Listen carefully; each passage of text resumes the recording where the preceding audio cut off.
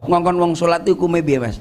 Ya entuk pahala to, entuk pahala. Ngongkon kebaikan kuwi mesti entuk pahala jenenge ngongkon wong salat to. Lah iki kleru neh sampean ki berarti. Lho iki jenenge ngajimu ning ndi diseneni Pak Kaji lho engko.